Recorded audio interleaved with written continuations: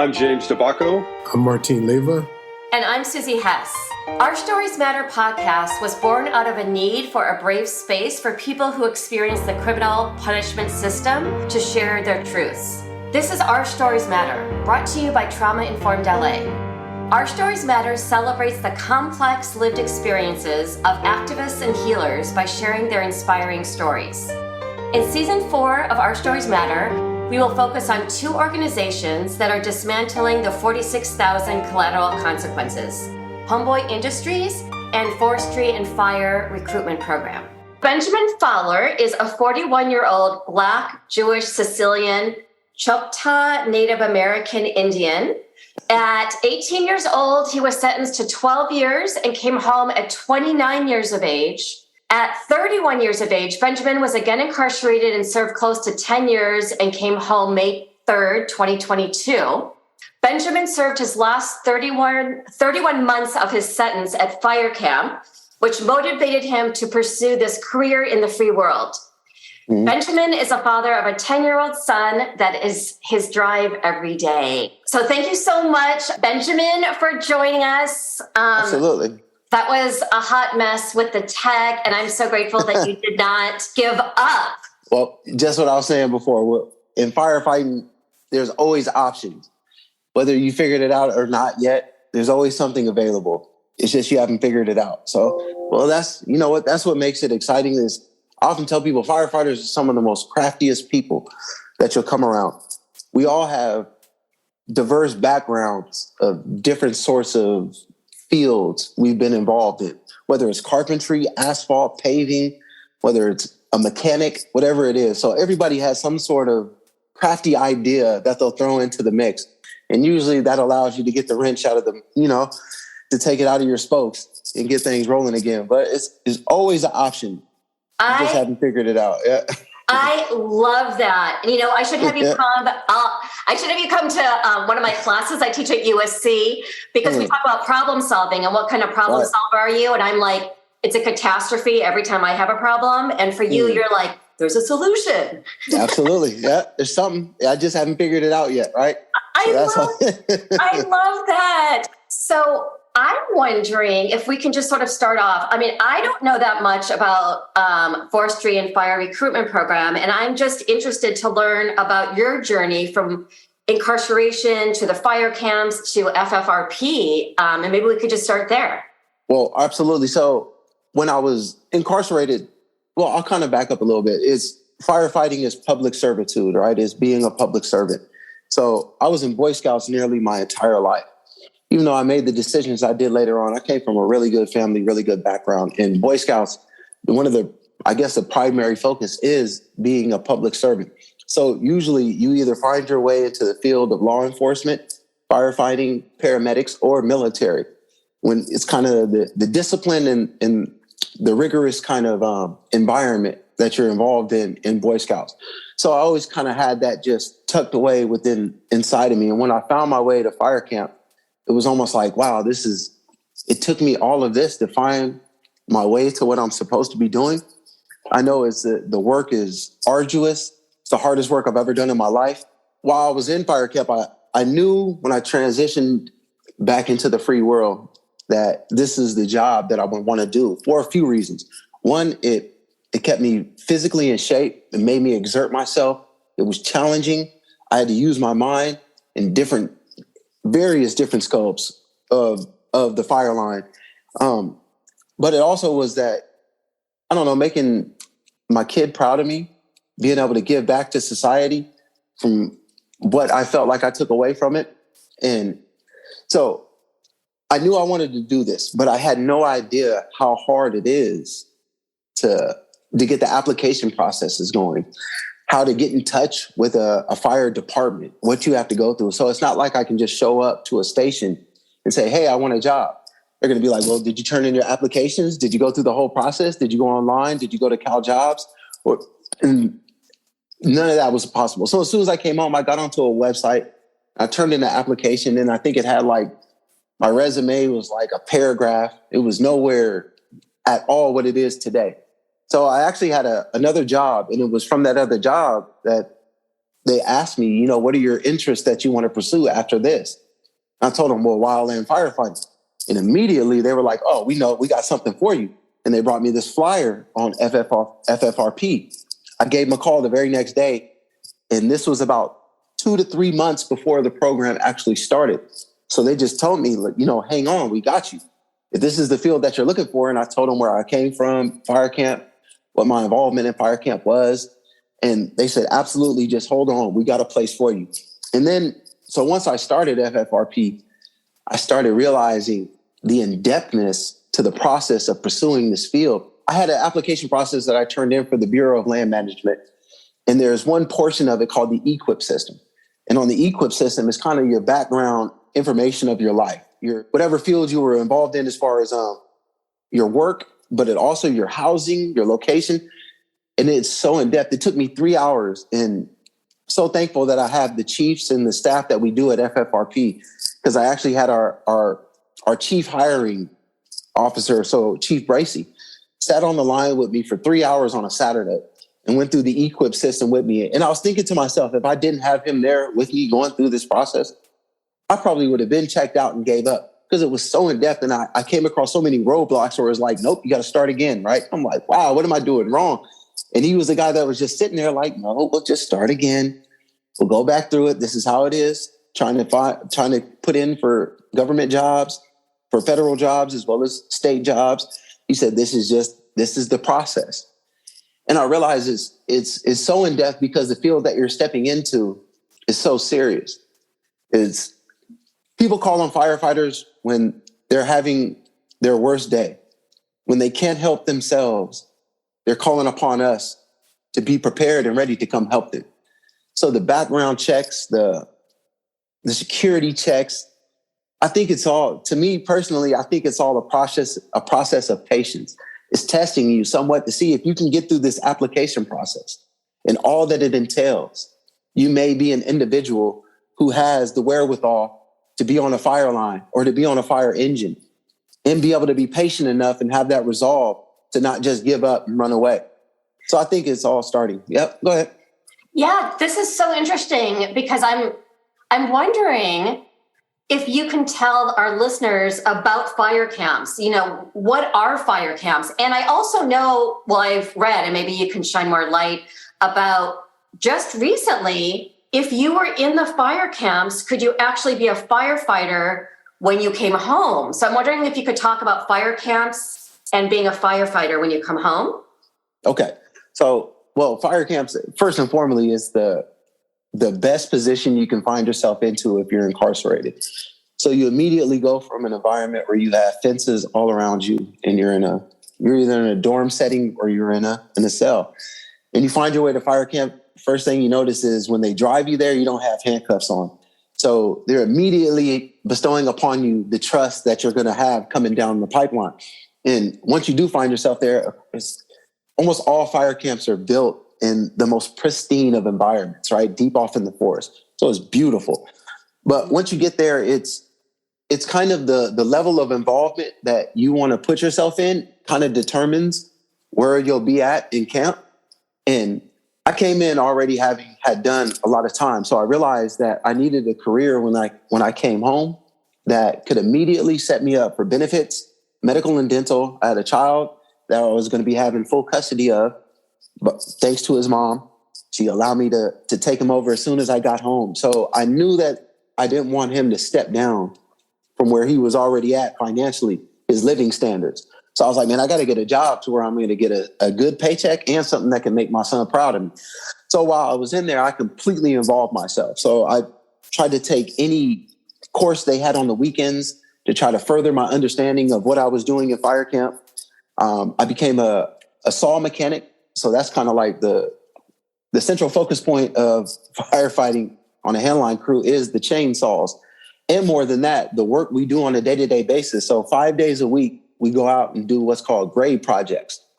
So the CAL FIRE will set up different contracts with different cities for all sorts of various different projects. Most of it is what's called as fuel reduction projects. Well, we'll go into what's called as the WUI, which is the Wildland Urban Interface. It's where Californians have decided to live in areas that are remote and have a lot of fire danger potential, right? So a lot of overgrowth, or just simply where the forest has grown naturally. But in those areas, that naturally growing forest, as we've seen, can turn into something very tragic. So we'll come in and we'll do what's called fuel reduction or shady fuel breaks, which means we'll take out what's known as ladder fuels, the fuels that could potentially climb up into a tree and then just pass from tree to tree to tree to tree. So those are low-hanging limbs that are on a tree, or it's brush, tall grass and brush that exist around in or around the forest floor or wherever it is, the area we are. So 5 days a week, we'll start off, we'll go out there 8:30 in the morning and we'll work till 3:30. And that's all day thing. So it's very rigorous, right? So that grade work is very involved because it's no days off. So you're working for your time reduced sentence. So, but then, like I said, there's certain times that you can take classes on Saturdays and Sundays to try to further it.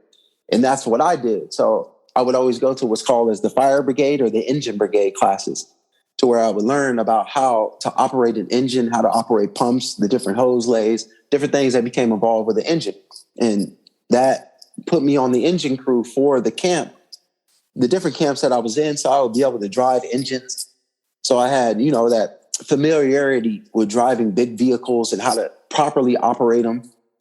Maybe I kind of digress a little bit, but so that involvement, well, more than that. So not when you're on a grade, I think a lot of us have a misconception about how they'll utilize inmate firefighters on the fire line.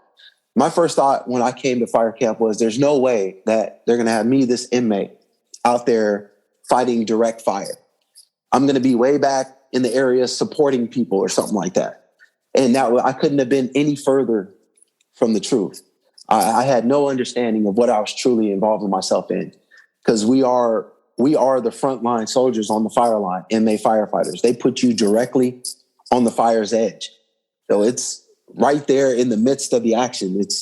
You're right there working with any sort of free federal agency, hotshot crew, any sort of CAL FIRE crew. You're directly on the fire's edge. And we come in with 1 month of training. That's what you go through when you're at Susanville. You have 1 month of training. That's it? You have 1 month and then you're thrown into the fires? You're thrown directly into the fire. And some guys go straight from that to a fire line when it's during fire season. Wait. Okay, hold on. I'm so overwhelmed with what you're already saying. And sorry, Martine went off. Did you have something to say, Martine? I think we're all like, wait, what? James has his hand up. James wants to. You're muted. James. All right. Okay. Yeah. So I'm blown away. Benjamin, first of all, my name's James, and welcome to the show, man. Your story's awesome. It's a pleasure to have you here, and I'm just so inspired by listening to what you're saying. And after serving 28 years of my life behind the wall, I used to remember just getting a glimpse of the fire crews, either in transport or going out to medical or something like that, right? Right. And I always wonder, man, what are those guys? How do those guys get to have the weights and we don't? You know what I mean? Right. But first of all, my hat's off to you. Your bravery. And to step up and just volunteer to take on that task, because that's not an easy task. And I want to back up a little bit. You talked about you were a Boy Scout for most of your childhood, right? Yeah. Where do you think the scout law, the scout oath comes into play when you start thinking and reflecting back? Can you identify a scout is trustworthy, loyal, hopeful, friendly, courteous, kind of, triple thinking, brave, clean, and reverent? Yeah. Well, on my honor. Yeah. Well, on my honor, I will do my best to do my duty at all times. My country, to obey the scout law. James, you're a Boy Scout too? Yeah, I'm an Eagle Scout. Anyhow, that's another story. I was supposed to be Eagle Scout, but I turned 18 when I was supposed to go do my committee. So I did my Eagle Scout project and I did all of my merit badges, all of my leadership. But I turned 18 right when I went to prison. Once you turn 18, you can't get it. So that's it. Thing, well, you know what? Yeah. I did my Eagle Scout project. I planted over 100 trees at Benelli Park in Puddingstone. then I got in trouble. And then I went in the Marine Corps. So I never was officially given or granted the Eagle Scout badge, but I had over 36 merit badges. That's how I look at it too. Right. But here's the deal. What I was wondering is, you always hear about the CCC, the California Conservation Corps, right? Mm-hmm.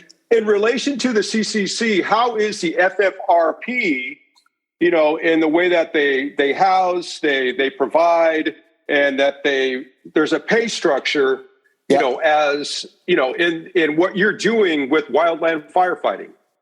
Can you talk about that a little bit? So with FFRP is strategically designed by individuals who have come out of fire camps and tried to navigate the wildland sector, trying to find themselves into the field.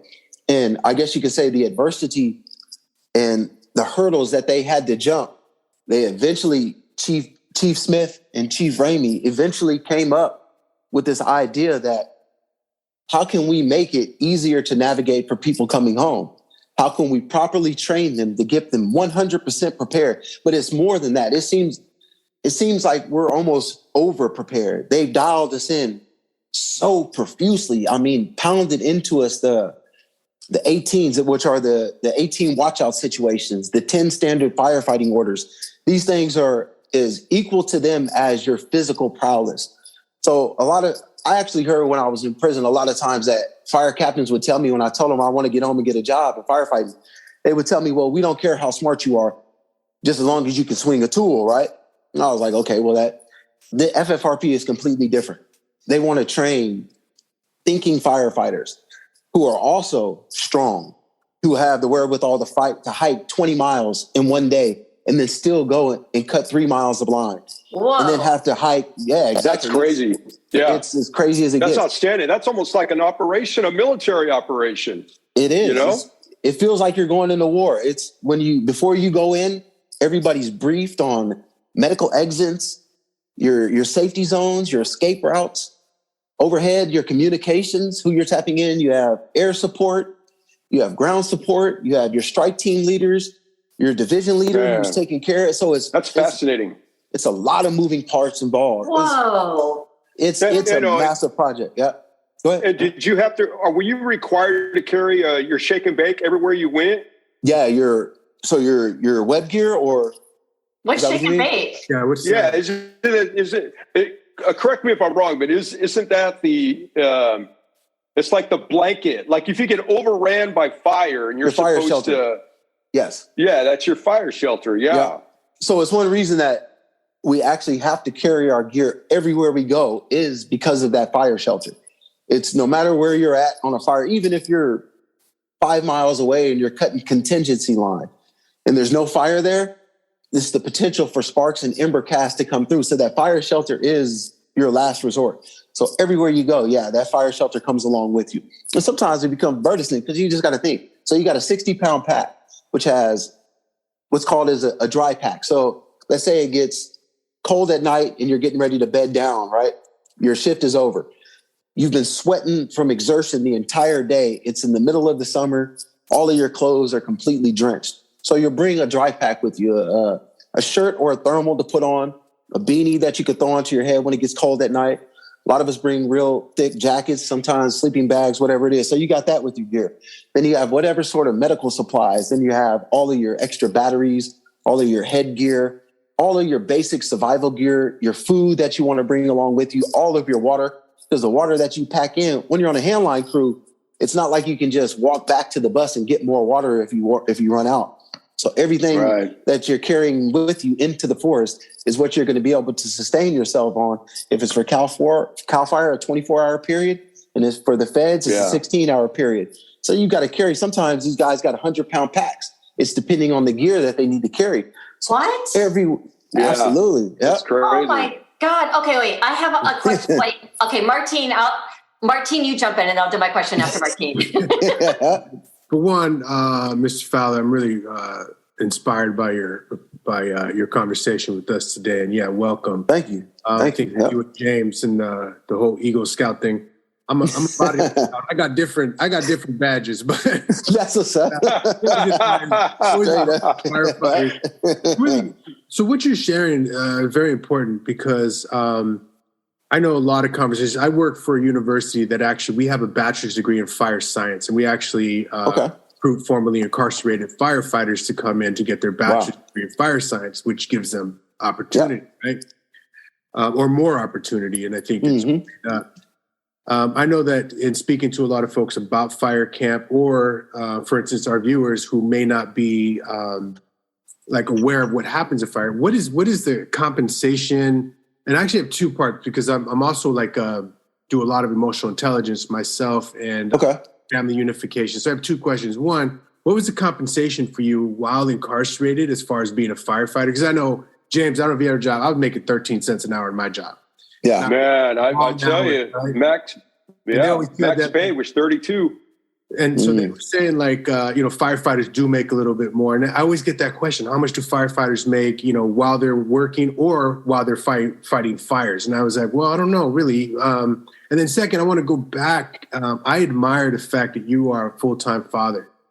That's a lot of formerly incarcerated folks, especially as men, we don't get that opportunity. We have to, usually fight for it. So congratulations on that. I think that's thank you so much. Yeah. Beautiful. What was the transition? So these are two different separate questions. So maybe but I got you. The transition to come home, all of a sudden you're free. We have society to handle, and then you're a full-time father. Yep. Right then. That's beautiful. What was that like too? That's what I'm curious about. Wow. All right. So when it comes to the pay, you have something what's called your grade pay. And so different people on the line are afforded different wages. So you have the Sawyer team, which is the Sawyer and the Swamper, or his puller, as it's called in camp.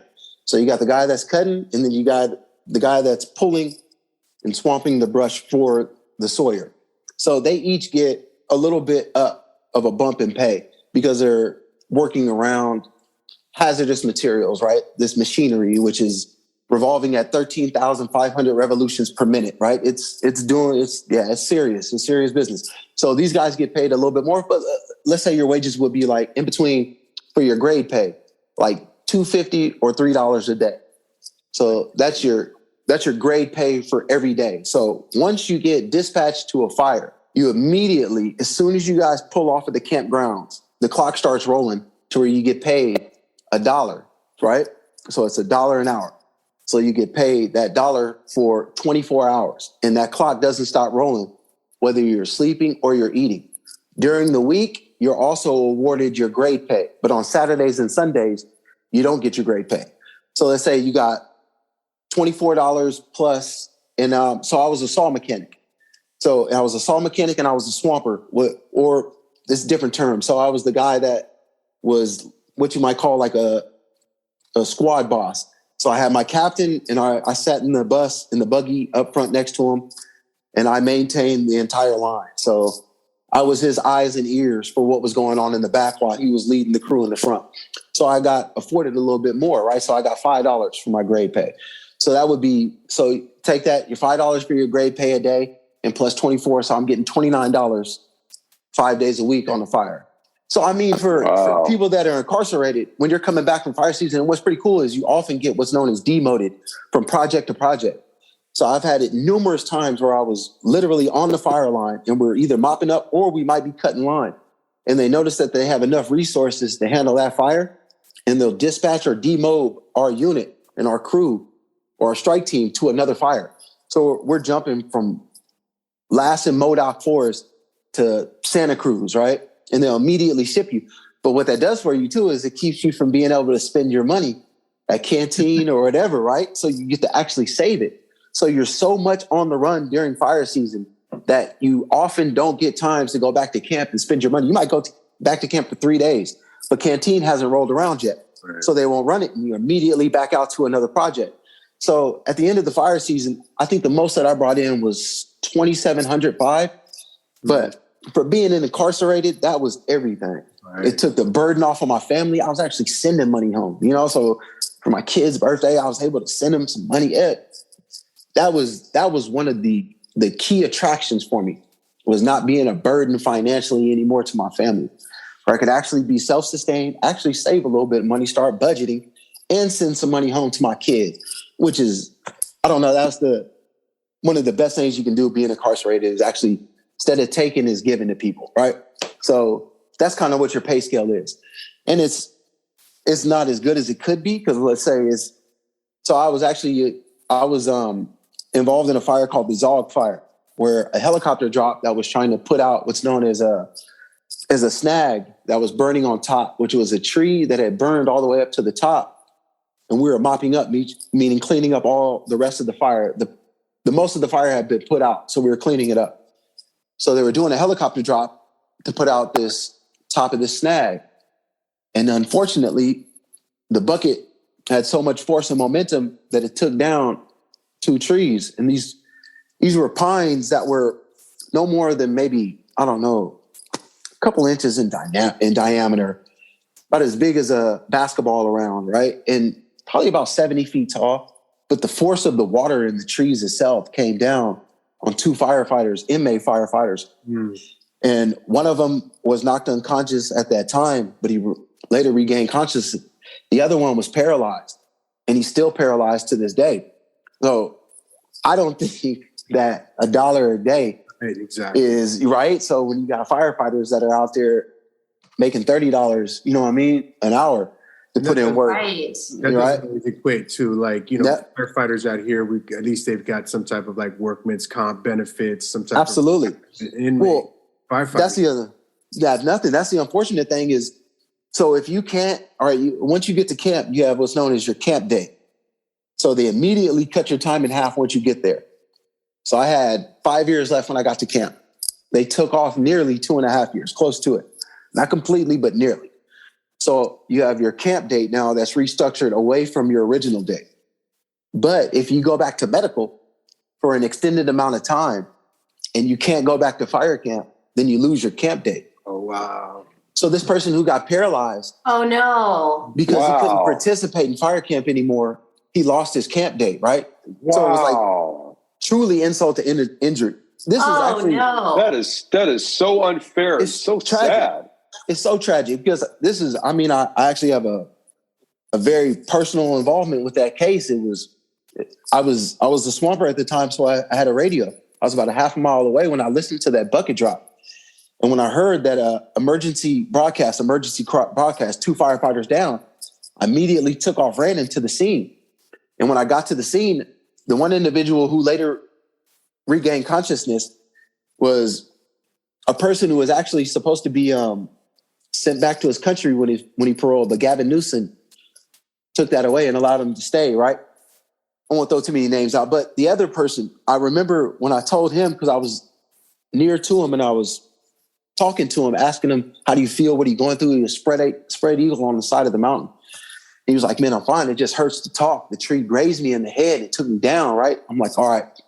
I saw a bunch of activity around the other individual. There was a bunch of CAL FIRE captains and staff that were around him, but there were none of us. All of us were like on the other side of the creek. And I just remember I was the only guy in orange over there with them, right?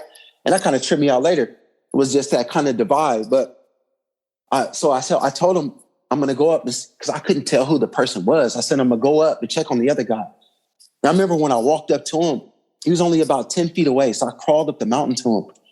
And when I got to him, he was in such bad shape. His face was so bloated and disfigured that I couldn't tell who he was. Oh, no. And I remember seeing the look of it in his eyes was that pure helplessness. And that's what caught me like, oh, man. And I heard a firefighter say to him, because he started closing his eyes, it's like, no, open your eyes, Beto, open your eyes, Beto. And as soon as I heard that name, I knew who he was. I'm like, oh, no, this is one of the best of us, right? He was a devout Christian, real calm, cool, collected guy, real peaceful. So he was liked by everybody.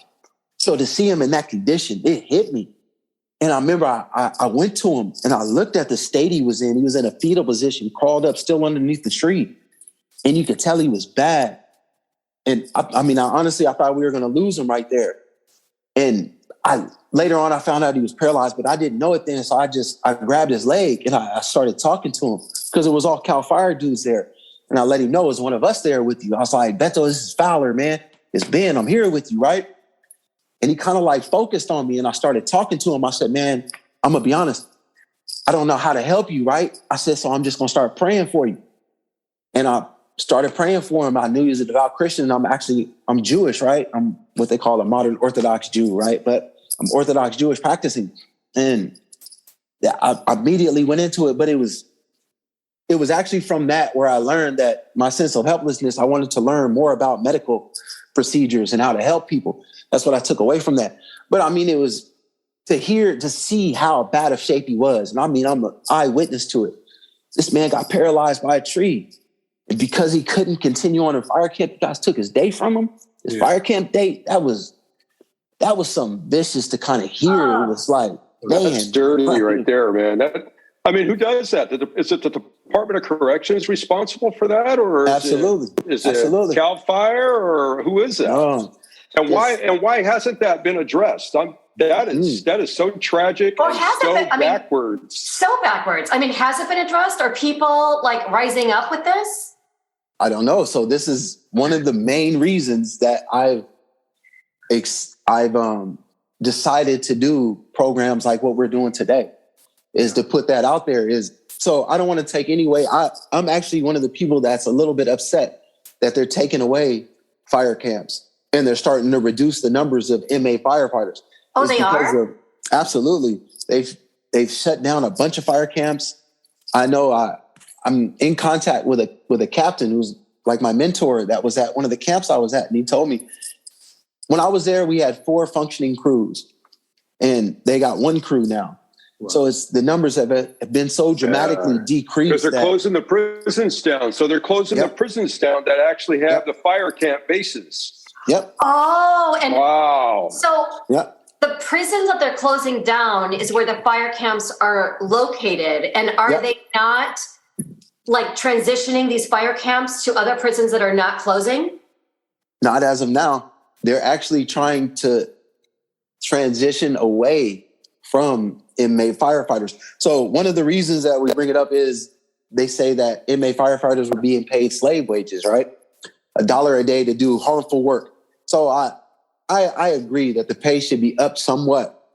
But on the flip side of that is it was something that it encouraged me to have a productive future when I came home, where I could make a substantial paycheck that can really help my son and my daughter off extremely. And I know I mentioned I have a 10-year-old son. I also have an 18-year-old daughter. Right? So, oh, wow. Yeah, she's grown, so she does her own thing. Like, she's got her going on. But anyway, right? So Benjamin, let me ask you. So real quick, would you say then that basically that, you know, being the firefighter that you are, right? Would you say that that's been healing for you? Absolutely.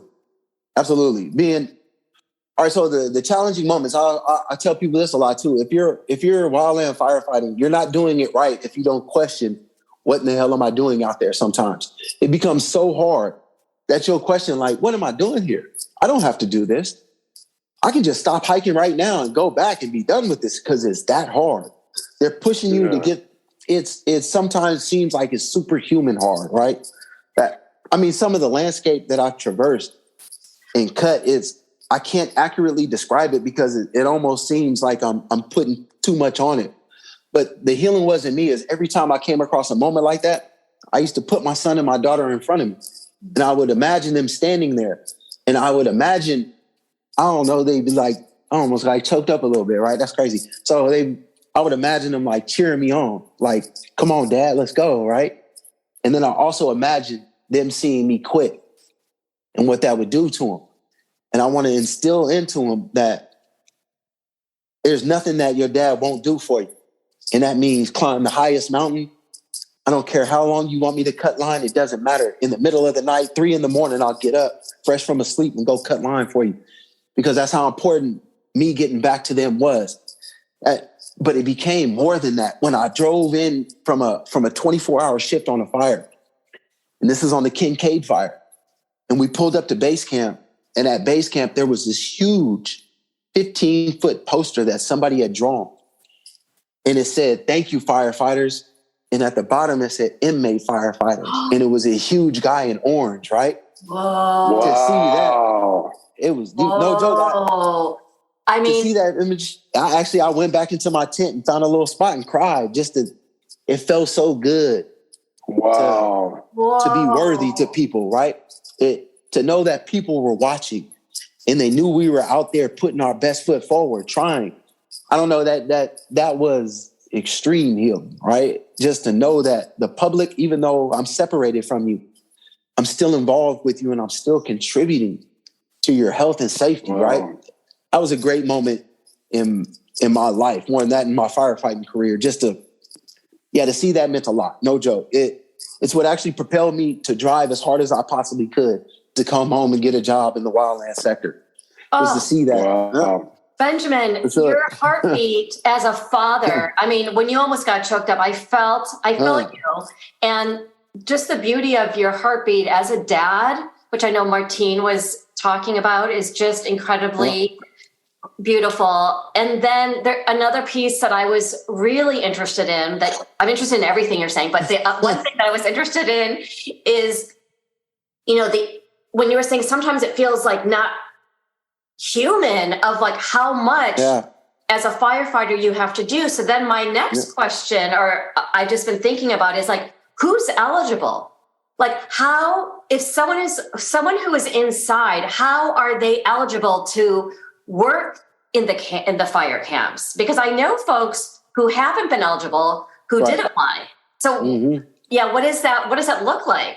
So when you first come in, your behavior within prison has to be disciplinary free for a period of time. And once that happens, it's crazy. A lot of times once people find themselves to the fire camp hub, they'll start getting in trouble there, right? But anyway, so remember I told you it was a 1 month like training process is what you get.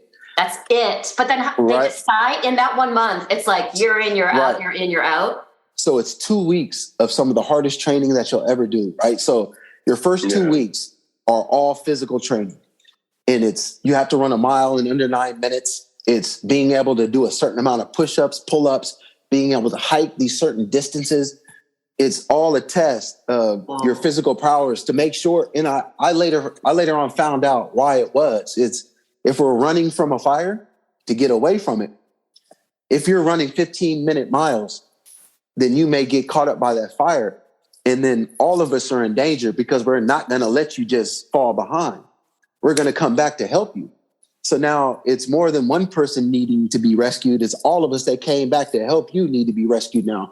So if your physical shape isn't up to standards, then you won't find yourself into the intelligence part of it, the curriculum, the classroom curriculum. And then the classroom curriculum is very basic. It's very, let's get them in here and get them to camp, right? Let's get them in here and get them to work.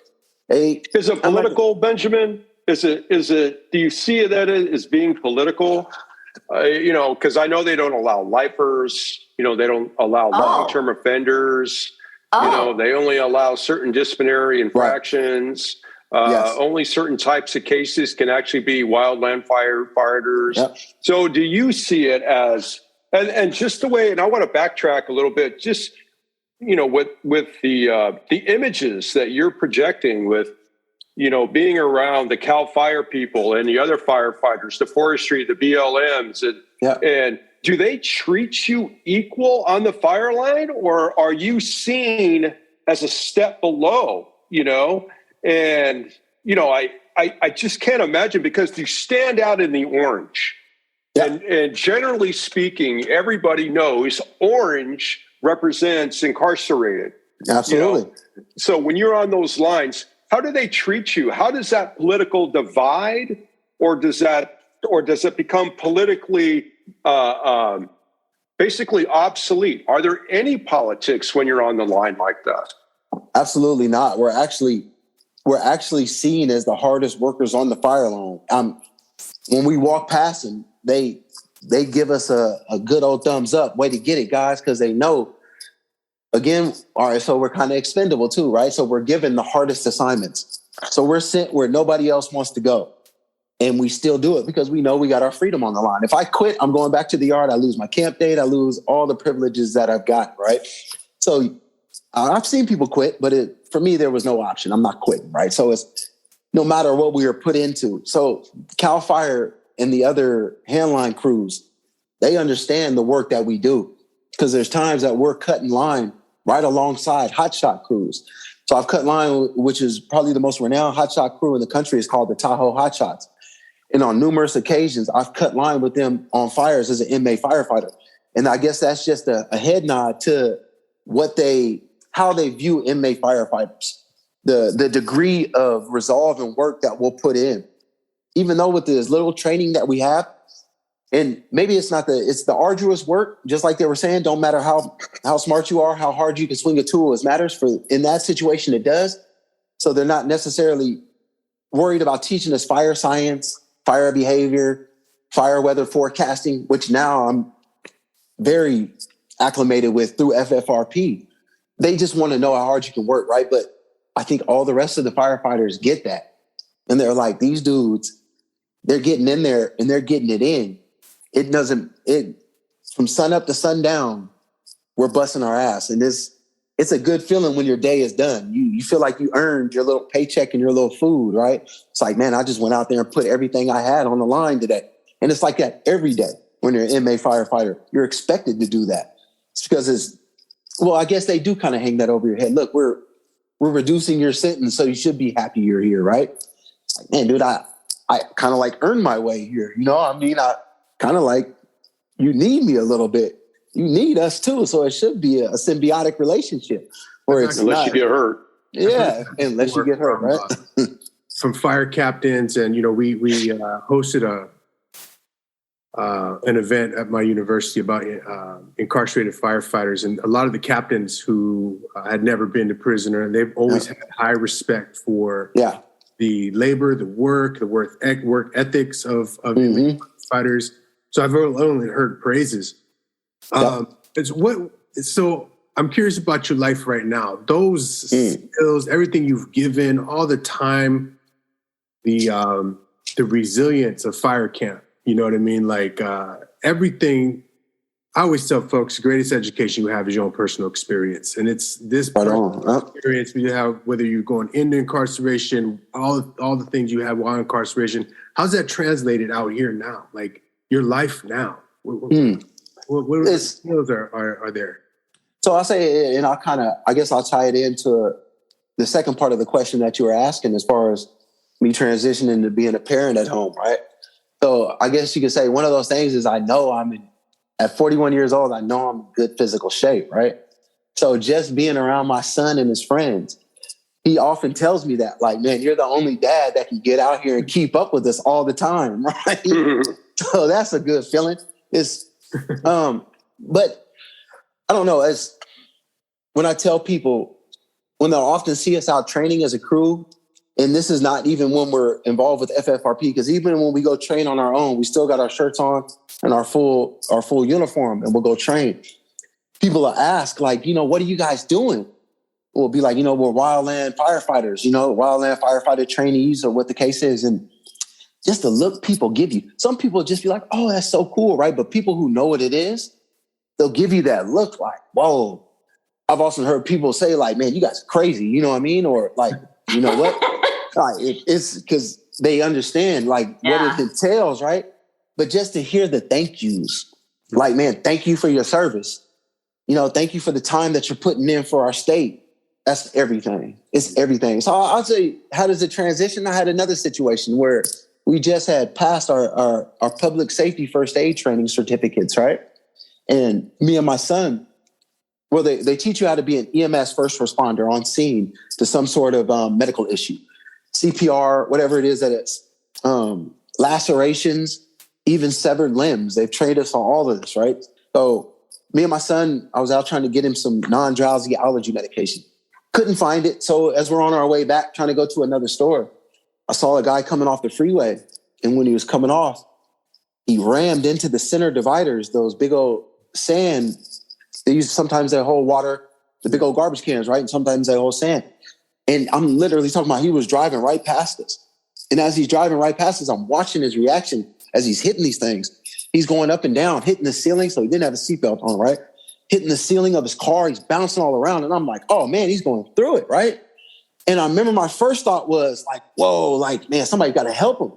And as I looked around, I realized, like, dude, you're the guy to help him. Like, you're first responding, right? Yeah. And so I hit a U-turn, and my son saw me hit the U-turn. He was like, what are you doing, going to help him? I was like, I got to, right? So I found him into a safe spot, threw the hazards on, and I took off back running to the scene. And not to take it because I actually think the guy was drunk, right? So, but when I got to him, I didn't have any hangups. The training is so repetitive and it's so smashed into your brain, redundancy, that it just came so natural. And that felt so cool. Like I knew what to do. Wow. I didn't question it. I got to the scene.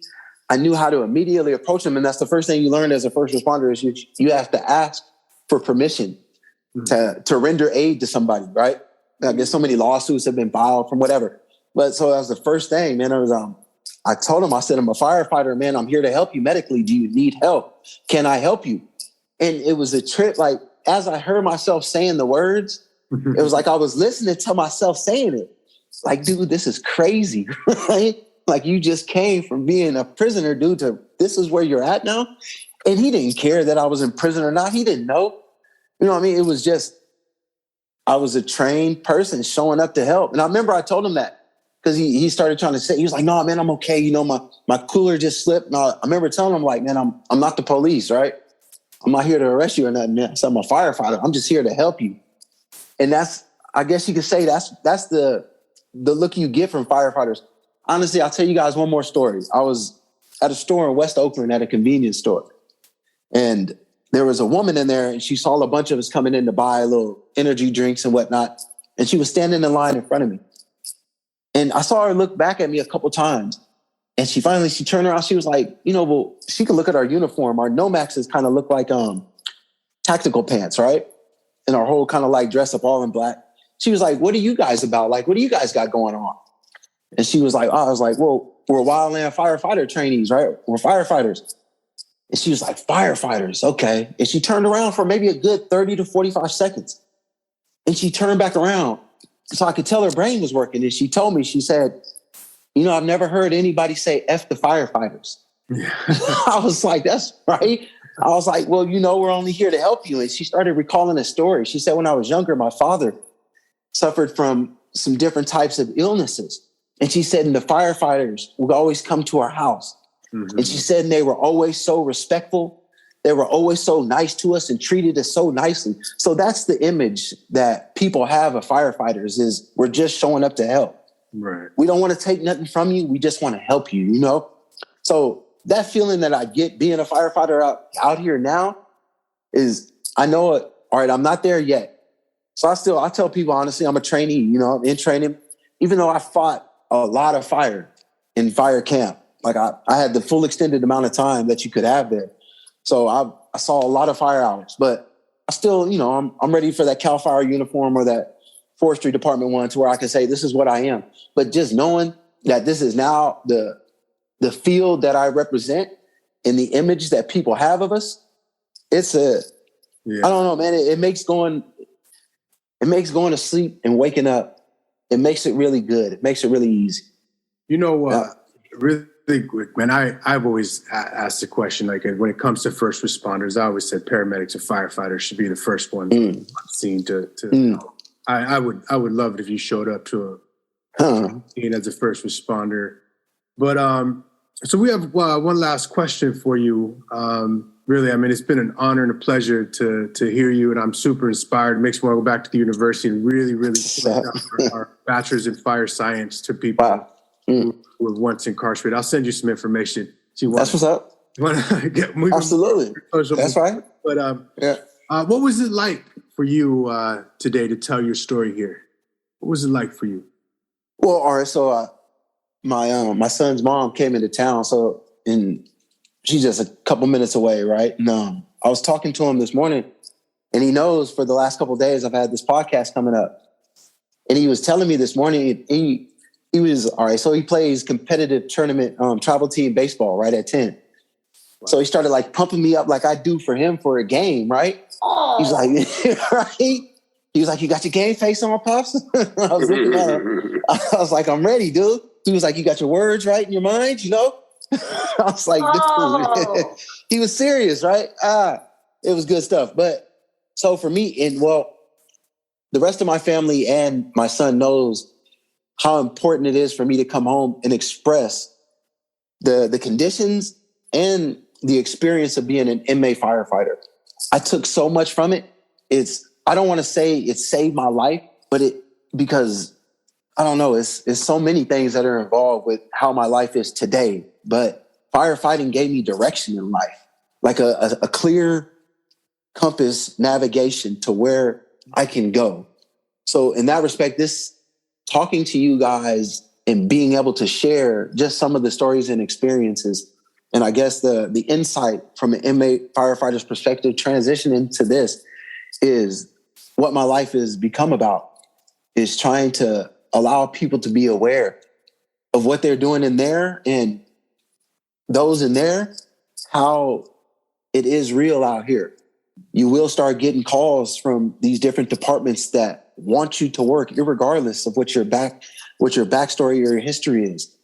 If you come to them prepared and ready and want to take on integrity, duty, honor, respect, the principles of being a wildland firefighter, if you're willing to take those on, and it doesn't matter what color you used to wear, it's all about who you are now. So it means a lot, and I truly appreciate you guys giving me the space and the opportunity to share. And I'll say this, all you guys are excellent. You guys are so positive. This is pretty good stuff. I'm going to start watching you guys' podcasts all the time.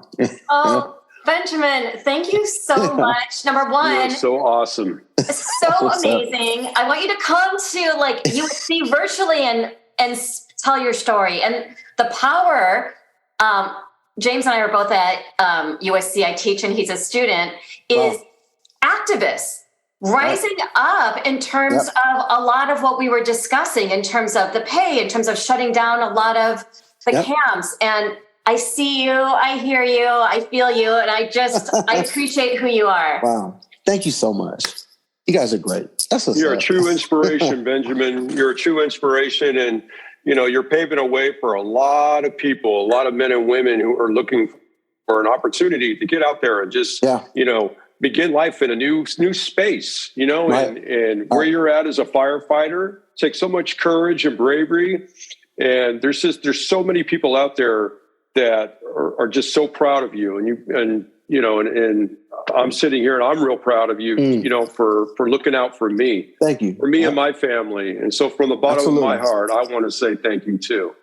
Thank you so much for that. Thank you so much for that. Absolutely. Thank you. We'll be in touch. This is the beginning. That's right. With us. That's right. Absolutely. Thank you so much. Your guys' story matters, sincerely. That's right. Oh, thank you, Benjamin. Our Stories Matter is brought to you by Trauma Informed Los Angeles. We want to thank Homeboy Industries and the Forestry and Fire Recruitment Program for sharing their experiences and opening their doors and hearts to us. Thank you also to Fabian Deborah for allowing us to record at Homeboy's Art Academy. Thank you also to the University of Southern California Good Neighbors, and thank you to Yehuda Price for composing our original music while incarcerated. Thank you, Ivan Reyes, our amazing editor. Please consider giving us a review with a 5-star shout-out. Subscribe to Our Stories Matter wherever you get your podcasts. Join our trauma-informed Los Angeles community at traumainformedla.org. Please go to our website to read the full bios and credits. Join us next week and stay tuned for more Our Stories Matter. We would like to take a moment to acknowledge the original stewards of the land where our event takes place today. Trauma Informed Los Angeles acknowledges the Gabrielino Tongva people as the traditional land caretakers of the Tavangar, which today is the Los Angeles Basin and Channel Islands. We are committed to uplifting the names and community members of these lands and across the nation who reside alongside us. We also want to acknowledge the suffering and forced unpaid labor of enslaved Africans and African Americans, which enabled the start of this country.